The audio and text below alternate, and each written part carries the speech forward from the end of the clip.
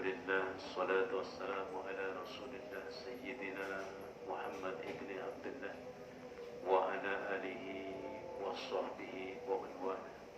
Ashhadu an la ilaha illallah wahdahu la sharika lah wa ashhadu anna Muhammadan abduhu wa rasuluhu la nabiyya ba'dah.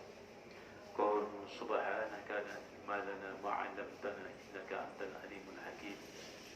Rabbi shrah li sadri wa yassir li amri wahlul 'uqdatam min lisani yafqahu qawli. Kana Rasulullah sallallahu alaihi wasallam, man ahya sunnati faqad ahabbani wa man ahabbani kana ma'i fil jannah. Daratul kiram, para alim ulama, para kiai, tuan guru, tokoh agama, tokoh masyarakat, bil khusus takmir masjid, segenap pengurus masjid, dan juga Bapak Ketua RT kita dan seluruh jamaah Masjid Sabilul Taqin yang dirahmati Allah. Alhamdulillah, kita panjatkan puji dan syukur kita kehadirat Allah Subhanahu wa taala. Malam ini kita ditakdirkan oleh Allah bertemu dan berjumpa di tempat yang sangat mulia ini dalam rangka menjalankan perintah Allah dan sunnah yang dicontohkan oleh Rasulullah.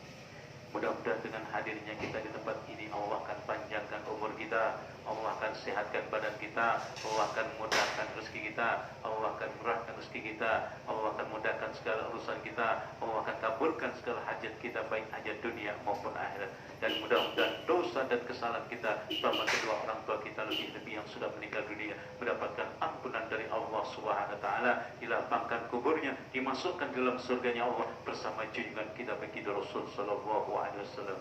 Mereka yang sedang sakit mudah-mudahan disembuhkan, diangkat semua penyakitnya oleh Allah Subhanahu wa taala. Dan hingga detik ini, andai kata ada saudara kita, kawan kita, keluarga kita, bahkan juga mungkin pemimpin kita di negeri ini yang masih jauh daripada Allah, lupa kepada Allah, ingkar kepada Allah, berpaling kepada rahmat yang diberikan Allah, mudah-mudahan mereka kembali ke jalan yang benar, mudah-mudahan mereka mendapatkan hidayah dari Allah Subhanahu wa taala. Salawat dan salam mari kita aturkan kepada kita, junjungan kita, panutan kita, baginda Muhammad Rasulullah sallallahu alaihi wasallam.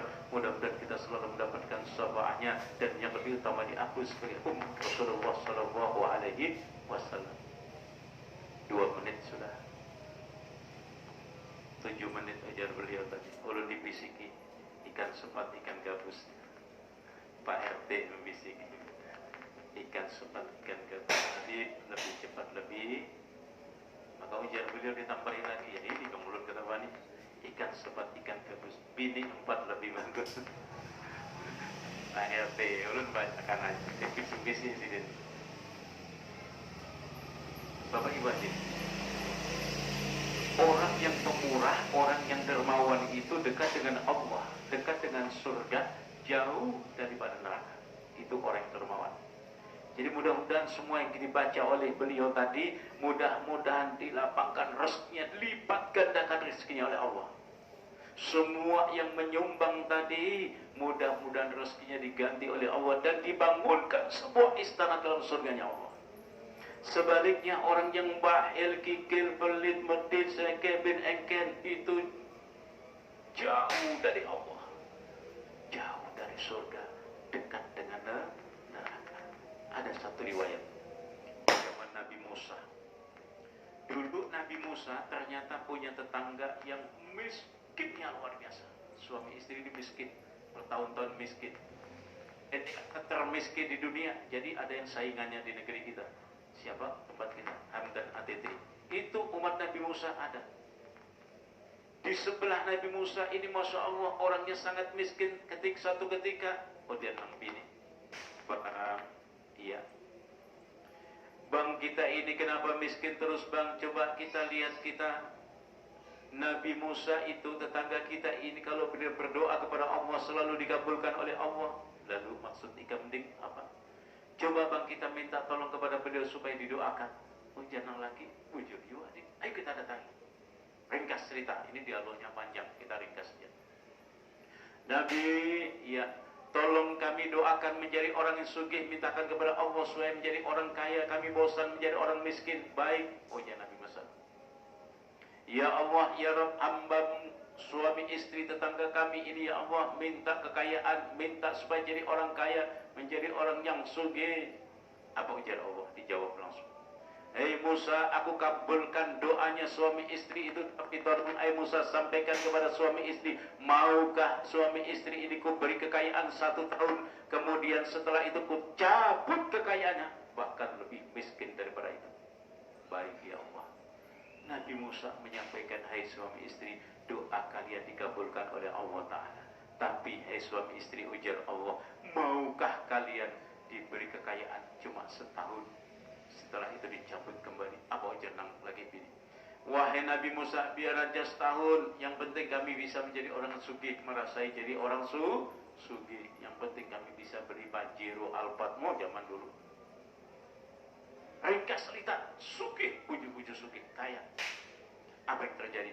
Ujar nang bini, bang, ya ding, mumpung duit kita banyak, uang kita ini bukan M lagi tapi T. Bukan M lagi tapi T triliun.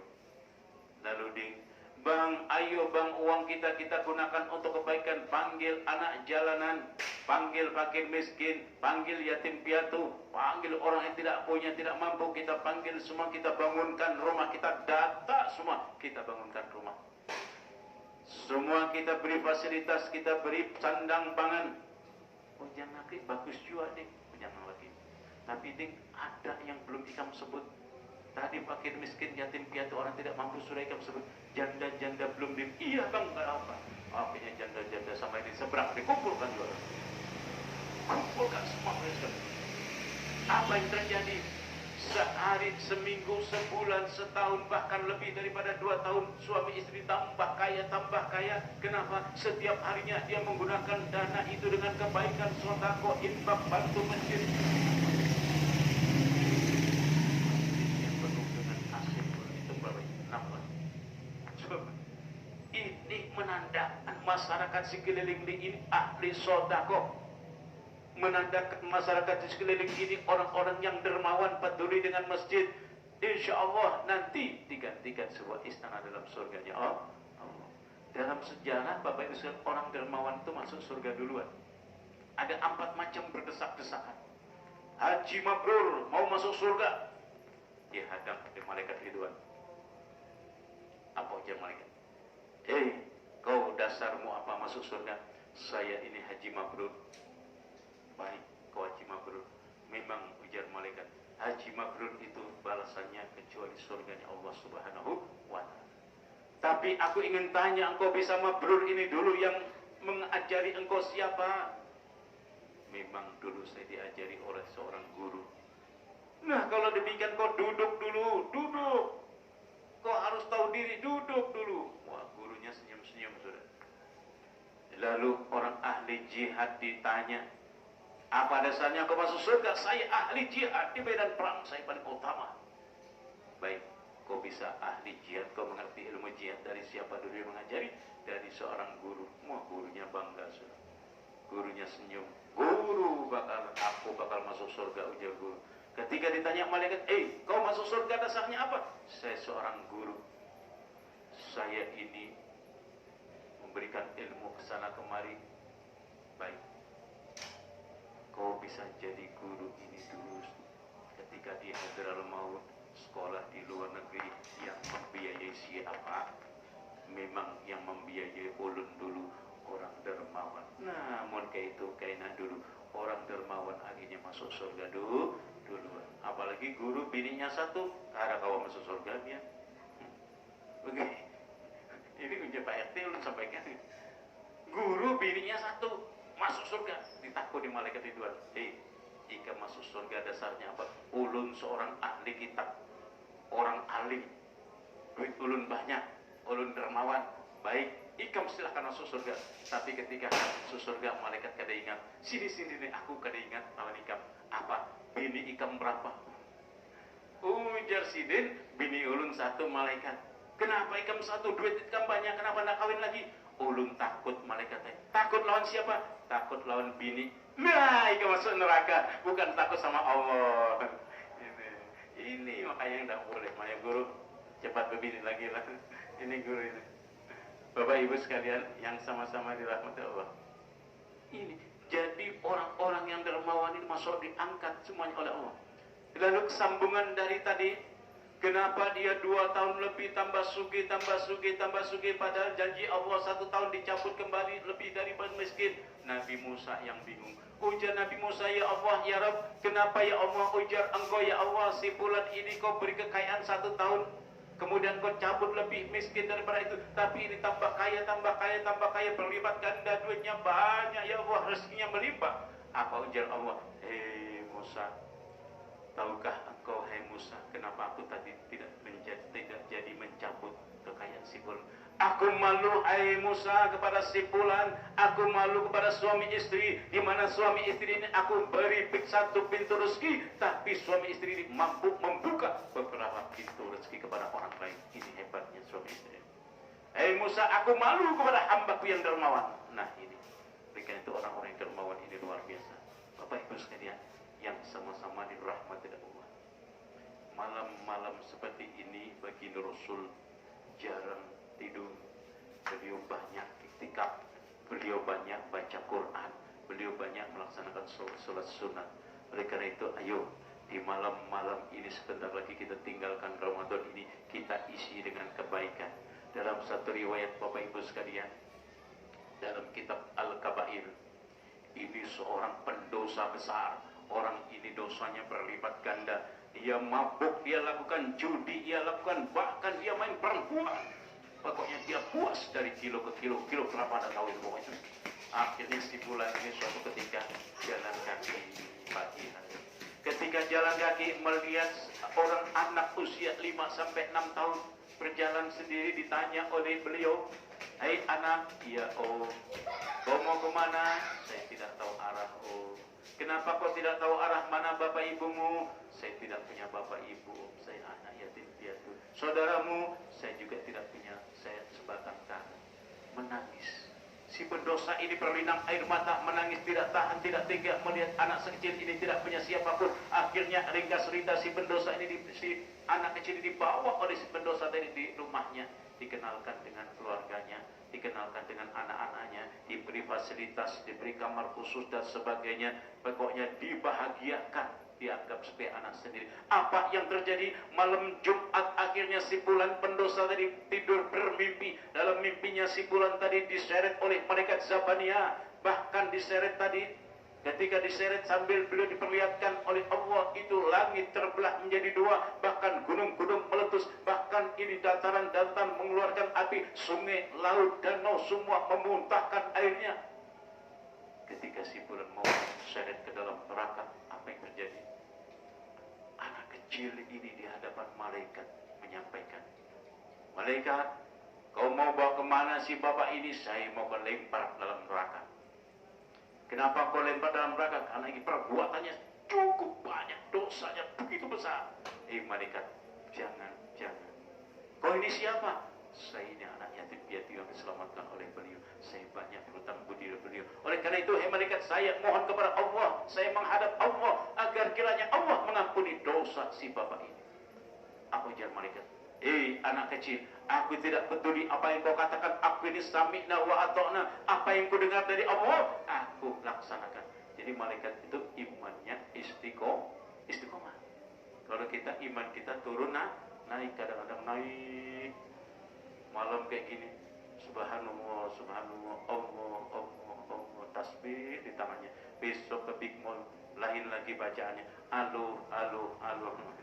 Ini kita manusia wajar. Ya. Bapak Ibu, kalau Nabi naik terus, malaikat istiqomah. Ujar guru saya Ustaz Tohani, istiqomah ini bukan terus-menerus. Apa? Istri 31 rumah. Ini guru saya Ustaz Tohani lah. Bapak Ibu sekalian yang dirahmati Allah, akhirnya ujar malaikat ini, pendek kata, mau gue lempar ke dalam neraka. Begitu mau dilempar, apa yang terjadi? Allah berkata, malaikat Zabania, jangan kau lempar si bulan itu, aku ampuni dia dosanya. Jangan kau lempar si bulan ini, memang anak kecil ini telah menghadap aku supaya aku mengampuni dosa si bulan ini. Zabania, jangan kau lempar, lepas si bulan. Mendengar Allah yang berfirman, lalu malaikat ketakutan dilepas dalam mimpinya tadi, sehingga pada saat itu terbangun daripada tidurnya. Lalu Bapak Ibu sekalian, si bulan yang banyak dosanya itu menangis, menyesali perbuatan yang dilakukan. Kemudian dia dari nol, ibadah mulai nol lagi. Semua harta bendanya diberikan kepada fakir, miskin, yatim, piatu, orang tidak mampu. Pada saat itu dia membangun dirinya sendiri, dia beribadah, dia tobat dengan tobatan nasuh. Karena bagaimanapun dosa sebesar apapun, kalau kita bertobat kepada Allah, Allah akan ampuni. Terakhir Bapak sekalian, ada satu riwayat Abdullah bin Mas'ud, beliau mengatakan, beliau riwayatkan bahwa di suatu saat di padang mahsyar nanti manusia dikumpulkan di sana berjejer. Ada satu manusia dipanggil oleh Allah Subhanahu wa taala, "Hei si fulan." Si fulan ini yang dipanggil banyak dosanya bersekali. Pendek kata dosanya bertumpuk-tumpuk. "Maju engkau. Ini catatanmu." Baca si fulan. Tapi dibisiki oleh Allah, "Si fulan, bacanya pelan-pelan. Jangan sampai kedengaran yang lain." Maka malaikat protes kepada Allah, "Ya Allah, kenapa engkau perintahkan untuk membaca dengan pelan, padahal ini banyak dosanya?" Ujar malaikat, "Diam kau malaikat." "Ya Allah, memang ini banyak dosanya." Nah, ujar Allah, "Ikam ini kada bisa bahasa Indonesia." "Berdiam ikam." Lalu berdiam, bahasa panjang nanti malaikat. Diam, langsung ketakutan malaikat. "Hei malaikat, tahukah engkau," ujar Allah, "kenapa dia ini kuperintahkan untuk membaca dengan pelan?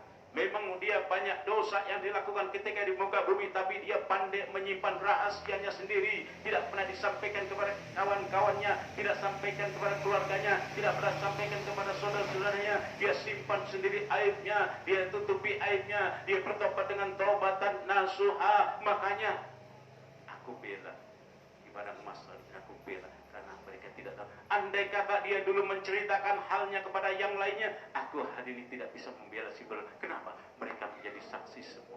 Bapak Ibu, menutupi aib sendiri diperintahkan oleh Allah, apalagi menutupi aib orang lain.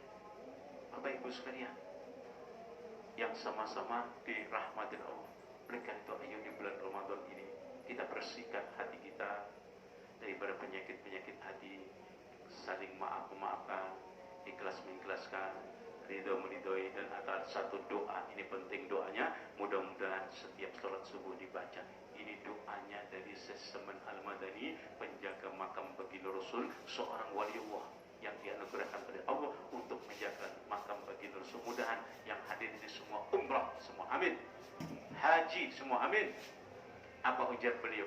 Barang siapa membaca doa ini 4 kali berturut-turut sudah sembahyang subuh, maka dia termasuk jumlah martabat fadilah kutub. Insya Allah yang hafal berataan, ulun hanya mengingatkan saja, mengulangi saja. Apa bacaannya?